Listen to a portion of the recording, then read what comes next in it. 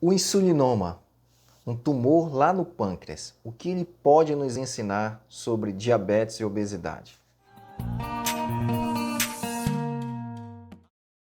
A pessoa que tem insulinoma, ela quando se alimenta, nas primeiras fases, ela reclama que ao comer carboidrato, ela vai ao consultório dizendo assim: doutor, eu comi carboidrato e acordei no hospital porque desmaiei. Só que com o passar do tempo, ela disse que deixou de ir ao hospital, que ela não desmaiava mais, mas tinha apenas um déficit de atenção, um suor frio, um coração, taquicardia, né? Ou seja, uma frequência cardíaca elevada. E os familiares relatam que ela às vezes esquece o nome de objetos, tem uma alteração de comportamento. Então, o que foi que aconteceu? Do início do insulinoma, para depois de alguns anos ela passar a não manifestar mais o desmaio. A célula tentou defender ela. As células que têm receptores de insulina passam a ter resistência insulínica. Significa que por um mecanismo de sobrevivência, que entendeu que aquela paciente, aquela mulher ou aquele homem que estava sendo submetido a um excesso de hormônio, ou seja, a uma hiperinsulinemia, ela passou por um mecanismo de defesa a ter uma resistência ao hormônio insulínico.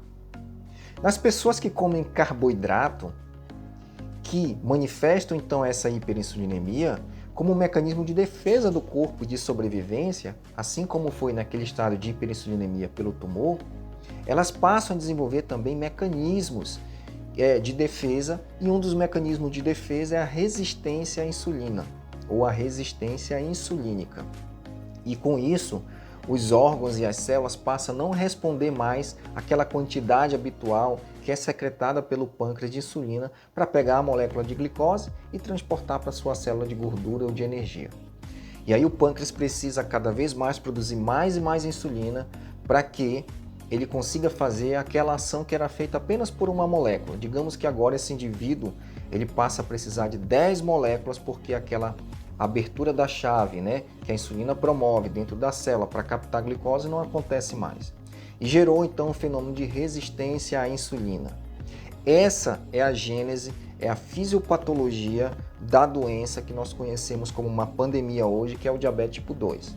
Se nós entendermos então a origem do diabetes tipo 2 e aplicarmos técnicas para reverter essa resistência insulínica, e entre elas estratégias low carb e exercício físico, certamente nós vamos conseguir melhorar então a resposta das nossas células à insulina e não precisando que o pâncreas produza mais e mais insulinas para ter esse efeito. Então, a gente fala muito sobre resistência insulínica, nós falamos muito sobre diabetes tipo 2 e obesidade, e tudo isso na verdade é uma doença só, um mosaico que está interligado, e para você chegar na fase de diabetes tipo 2 é o pico do iceberg que eu sempre digo. É quando você passou pelas etapas iniciais de hiperinsulinemia, que levou à resistência insulínica, que levou ao diabetes tipo 2. São apenas fases. Mas se você já está aí acima do peso, já possui acantose nígricas, já tem uma síndrome do ovário policístico, saiba que certamente você já começou a resistência insulínica. E quanto antes você descobre, mais fácil de resolver e mais fácil de reverter. Ok, pessoal? Não se esqueça de deixar o seu like aqui no nosso vídeo e de compartilhar. Afinal, essa é uma doença oculta e é uma pandemia que mata muita gente, mas que nós precisamos falar cada vez mais. Um abraço.